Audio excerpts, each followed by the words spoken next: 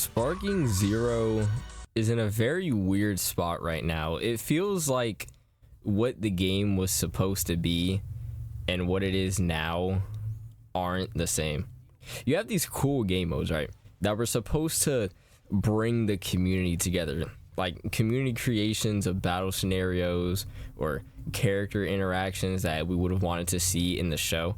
But it's kind of been forgotten, and even at its apex, everyone stopped caring after like 2 weeks. What's going on, YouTube? My name is Soggy the Funniest. Welcome to my review of Sparking Zero's story, I guess. I'm gonna go over what Sparking Zero offers as a single player experience and determine whether it's a letdown or not. Now, I know the title says story, but I'm gonna broaden my take to the entirety of the single player experience, seeing as how this game is pretty much designed as a single player story experience anyway. Now, Sparking Zero's story is pretty straightforward. There's nothing really complex to grasp onto. It's choose a character and you basically get to play their story from the beginning of their character narrative. Goku starts from the Raditz Saga, Gohan starts from the Sand Saga, etc. And if you finish fights in an alternative manner opposed to how they ended originally, you can get a sparking episode, which is a different turn of events or a different scenario to play out in that story, creating a new route with different endings. Say if Goku died on Namek, then Frieza takes over the universe early. You get the gist. Now, if we're looking at these aspects of the story, they're pretty fire, not gonna lie. I can't find a single person hating on seeing Gohan Black as an enemy, or Trunks and Vegeta doing a father-son final flash to beat Cell instead of Gohan and Goku, but here comes Sparking Zero to still find a way to ruin it. The devs are gatekeeping the accessibility of some of these things in the story. There's a skin shop in the game. There's no reason Gohan Black, a character that's already in the game files, you can literally see and fight against him, but you can't use his skin. And the game has been out for 6 months. But this isn't something new. Sparking Zero has been hiding characters from us in the files since the beginning of the game. I was under the impression that the roster was completely new and reworked from the last Sparking game, when in reality, all the old characters have been data mined to still be in the files. Ever thought it was weird that Android 17 isn't in the game? You think they just forgot about that character? Nah, they're just waiting to include him in as some DLC pack with the rest of the characters already in the game files. Don't be surprised if we get a DLC that's just a skin pack and unironically characters from the story just so happen to be the price tag. I feel like characters that you have to get far within a story to see should just be an automatic unlock for players who've already gotten that far, because that's how it works in literally every game that I know of. I'm using Final Fantasy VII gameplay as my background. Post final boss fight, Sephiroth shouldn't only come as a DLC if he were unlockable. As in, if I beat him in the final boss in the story, he should automatically be unlocked as a playable character if he were playable.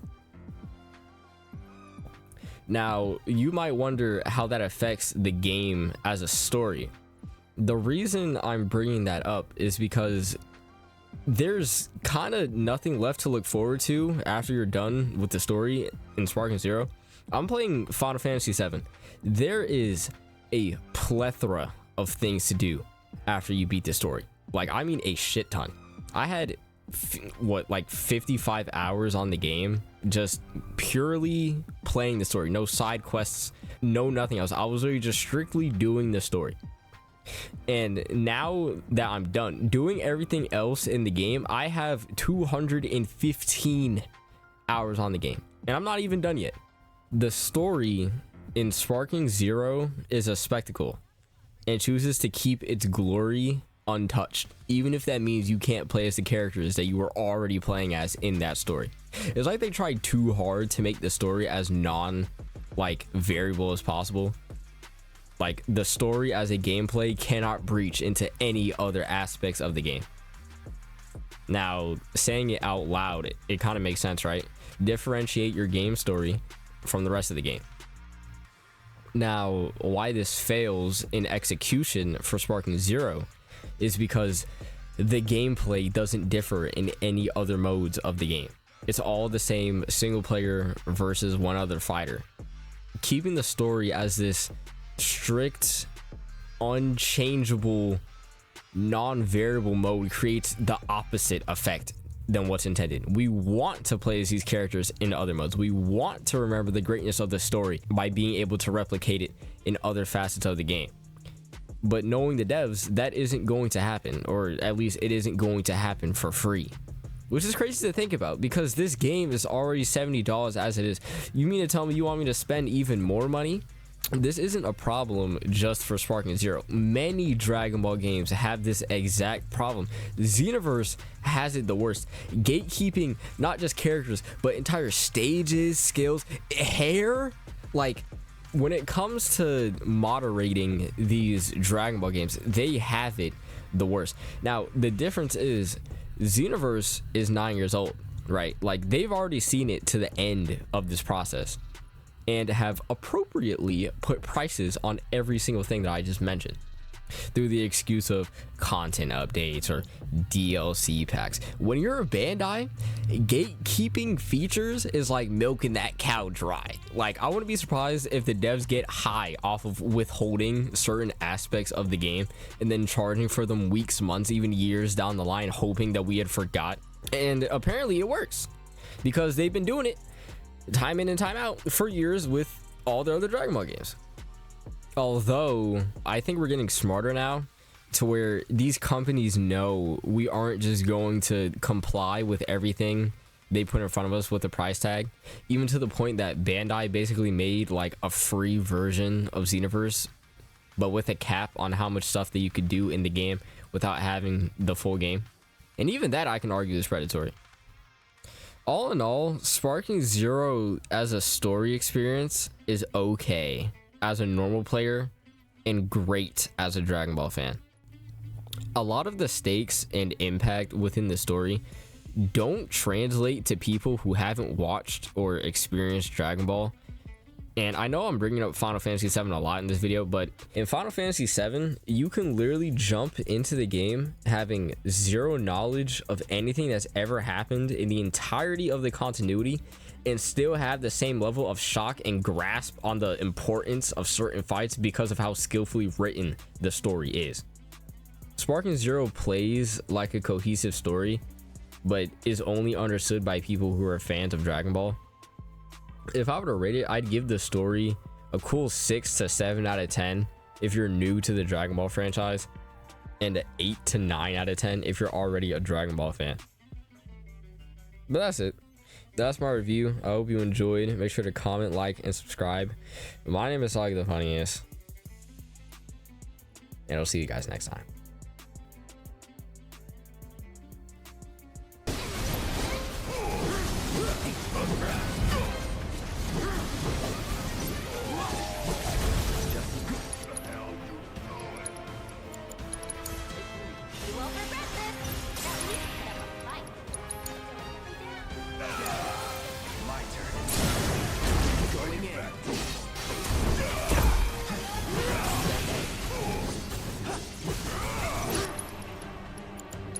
Now's our chance.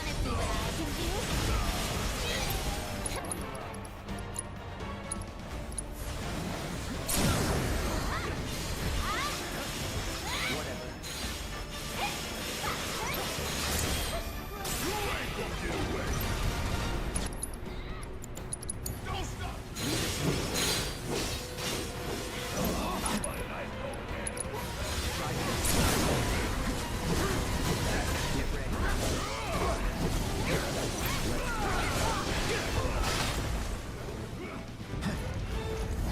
It's on you.